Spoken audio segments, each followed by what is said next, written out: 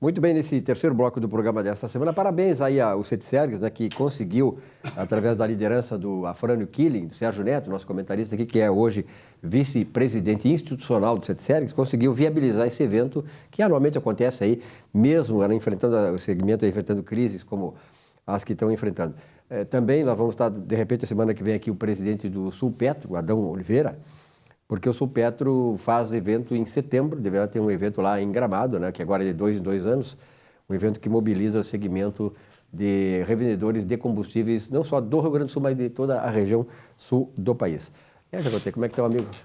Bom dia, Silvio. Tudo ótimo. E a semana como foi contigo? Efervescência, né? A semana, não só aqui, mas quando a gente fala em semana, ela é efervescente na área política ali. Por exemplo, aí a questão das delações premiadas da JBS, a escolha da nova Procuradora da República, e aí? Olha, Silvio,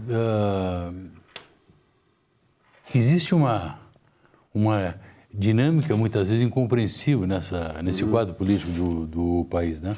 Mas com relação a essa processo de colaboração premiada da JBS, dos irmãos Batista, né? Gerou não deixou dúvida, gerou uma certa perplexidade na sociedade, né? Até porque eles ganharam uma anistia. Né? Quer dizer, todos, em troca da denúncia. Em troca da denúncia, né? Mas as delações, as informações que eles prestaram não foram tão diferentes, pelo menos que se saiba, né? Daqueles outros delatores. Né? E, no entanto, eles foram os mais beneficiados. É uma situação que gera... Paradoxal. Gera uma inquietude, né? Quer dizer, e, por outro lado, para tu formatar um acordo de colaboração premiada, existem cláusulas. E uma das cláusulas é que o delinquente, o delator ou o colaborador, não volte a delinquir, a praticar atos típicos, atos infracionais, criminosos. Mas eles não obedeceram essa cláusula, eles romperam, a nosso juízo, o acordo de colaboração premiada ao se utilizarem de informações privilegiadas para ganhar dinheiro no mercado de capitais. O artigo 27 da Lei 63/85 prevê um tipo penal, que é o insider trading, né, que diz o seguinte, que utilizar informação privilegiadas para o mercado de capitais é crime, apenado com pena, não lembro bem a descrição da conduta típica, mas é isso aí, né? Pena de 1 a 5 anos e a multa de 3 vezes até o valor auferido com esse ganho, né? Então, veja só, eles se utilizaram dessa informação, que a divulgação causaria no mercado, compraram e vender comprar $1 bilhão e o valor de 328 milhões em ações. Bom, isso, na verdade, essa compra e venda de ações, segundo se noticia na imprensa, fizeram com que eles, entre aspas, deixassem de perder cerca de 70 milhões de reais, né? À custa do mercado, porque alguém perdeu esse dinheiro, né? Isso configura o crime de insider trading. Logo, só por esse fato, a nosso juízo, com todo respeito à posição do procurador-geral, quero contestar nada, apenas estou emitindo uma opinião pessoal, né? A nosso juízo, esse acordo já estaria maculado, né, por rompimento dos próprios delinquentes. E isso não aconteceu, né? Então, é uma situação meio ambígua, assim, né? Que foge... É meio que incompreensível, né, o que aconteceu. Não dá para compreender. Porque, na verdade, não dá para compreender. Nós temos que fazer uma coisa chamada direito comparativo, né, que eu não sou advogado, mas eu acho que tu tens aí uma avaliação do ponto de vista jurídico de uma coisa, uma mesma coisa, e uma outra coisa que é a mesma, que é outra, mas de apreciações diferentes, né, de validação diferente. É que, na verdade, quando faz um processo de colaboração, uma proposta de colaboração premiada, a gente formata, né, com várias cláusulas e elementos, né, que vão indicar se convém ou não ao Estado, à autoridade investigante, aceitar aquela proposta como pertinente, né? E uma das cláusulas, em todas as colaborações premiadas existe, é não voltar a delinquir. Quer dizer, isso é uma espécie de uma ponte de ouro que falava von Litz lá na evolução da teoria da ação do direito penal alemão, né? Ele fazia essa comparação com a desistência voluntária e com o arrependimento eficaz. Seria a ponte de ouro. Quando se concede ao criminoso a oportunidade de, retornando à ponte de ouro, ou seja, voltar à esfera da licitude, né? Para voltar à esfera da licitude, consequentemente, o sujeito não pode praticar delitos. E não foi o que aconteceu. Então, segundo eu entendo, já estaria legitimado o procurador-geral a postular, a buscar até a invalidação desse acordo de colaboração premiada. Eu acho que seria uma atitude pertinente do procurador-geral. Eu vou aproveitar a tua presença aqui, já contei o seguinte, que nós temos aí agora, teve a denúncia na segunda-feira, ou terça-feira, a denúncia do procurador Janot contra o presidente da República, né? Depois, no outro dia, teve a nomeação da procuradora que, ao invés daquilo que havia prometido, e era tradição de escolher o primeiro, o presidente escolheu a segunda, que é a Dodge, não sei se é Dulce Dodge, uma vez assim. Dodge. Então, na verdade, quer dizer, ele rompeu com aquela tradição, não sei até que ponto isso aí tem envolvimento com a questão dele, com o Janot, enfim. Mas a denúncia do Ministério Público, da Procuradoria da República, está dificultando cada vez mais a permanência do presidente, né? Pelo menos fragilizando cada vez mais. Olha, Silvio, realmente a situação do presidente da República é complicada hoje, não tem dúvida, né? Não tem dúvida. Mas com relação à prerrogativa dele de escolher o procurador da República, ele não é obrigado a se fixar na lista tríplice. Ele pode escolher qualquer um, né?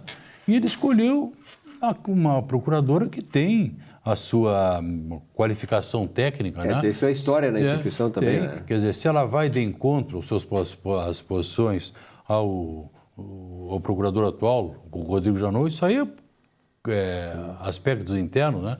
Mas o presidente da República, não estou dizendo que estou defendendo o presidente, nem estou acusando o presidente, né? Apenas que o presidente da República ele tem a prerrogativa do cargo de escolher o procurador-geral. Então, ele escolheu, né? E a procuradora, ela é uma profissional qualificada, né? Não tem dúvida. E, na verdade, é o seguinte, nós sabemos que os membros do Supremo Tribunal Federal são escolhidos pela presidência da República também, né? Então, nós vimos, e tomara que aconteça com ela, e realmente ela tem a capacitação, como tu diz, o discernimento, para isso tem o profissionalismo, né, de exercer a sua profissão, no caso da Procuradora-Geral da República, de maneira profissional, aliás, até para resgatar sua própria história dentro da instituição. Assim como aconteceram, esse é o que eu quero colocar, com alguns membros do Supremo Tribunal Federal que foram colocados pelo Lula, pela Dilma, e que acabaram, né, muitas vezes, votando contra interesses dos seus indicadores, né? Quer dizer, então, eu acho que tomara que a nova procuradora, que vai assumir lá em setembro, dia 17 de setembro, né, ela possa realmente ter esse discernimento. E eu acho que a gente vê pela postura dela, já vi uma entrevista dela que fez para Miriam Leitão, né? E então realmente ela é muito firme, mostra que tem conhecimento e mais, ela liderou muitos movimentos contrários à corrupção e foi a primeira, e um governador, que não me lembro qual é, eu acho que o governador de Brasília, foi o primeiro a ser preso por atos de corrupção e ela era a denunciante.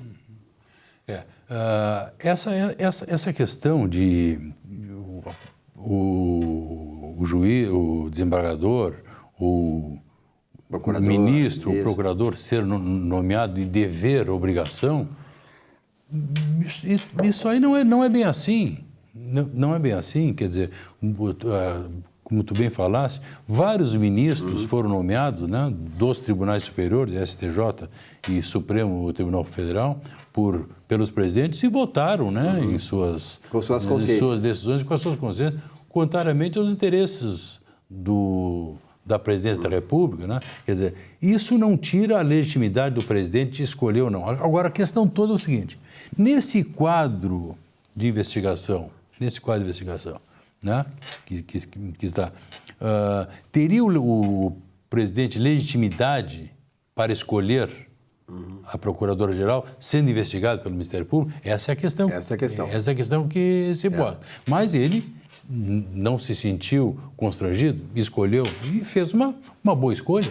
Né? Eu acho que dos 3 procuradores que foram indicados, era uma boa escolha. Até porque foi a instituição, né? E numa instituição tu tem as tuas preferências pessoais, profissionais e tal, né? Então, eu acho que está tudo nesse ponto, dentro da legalidade. Agora, tomara, viu? Tomara, isso que nós temos, até quando o Nazi teve aqui, nós comentamos sobre isso, que a área econômica não seja, digamos assim, afetada por essas questões da crise política, né? Porque até agora, o que se vê, assim, eu que circulo nesse meio empresarial, os empresários estão ainda um pouco reticentes, mas de qualquer maneira estão firmes e com a esperança de que vão aumentar seus investimentos, que a economia vai melhorar. Nesta semana mesmo, o Henrique Meirelles, ministro da Fazenda, mostrou aí uma coisa que o Nazi havia anunciado também, que o PIB este ano deverá ficar próximo de zero. O governo queria 1,5%, 1,7%, 2%, vai ficar em 0%, ou seja, pelo menos nós vamos cair. A coisa está ruim, mas não vai ficar tão pior do que foi o ano passado. Então já é uma demonstração de que, como o ano que vem é um ano eleitoral, e em anos de eleição o PIB cresce um pouco mais, até por a questão do envolvimento de financiamentos e tal, que isso movimenta um pouco a economia, a coisa pode, o ano que vem, começar a melhorar. Eu acho, sinceramente, que cair mais não tem espaço, né? Eu acho que agora nós podemos levantar. E a gente tem visto, né, que, embora esses problemas políticos, a economia parece que não está se afetando tanto, quer dizer, o país está se defendendo, né? Ela está marchando no crescimento, coisas próprias, né? Até porque a equipe econômica é muito forte, ela é muito profissional, né? E tanto ela é até profissional que o ministro foi ministro do Lula, da Dilma, sei lá, quer dizer, eles passaram por vários governos de tintas partidárias diferentes.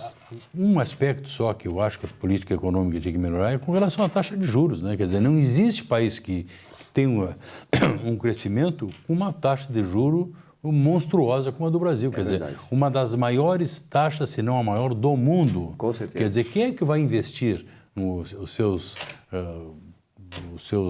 capitais pagando um valor absurdo de juros, né? É difícil, né?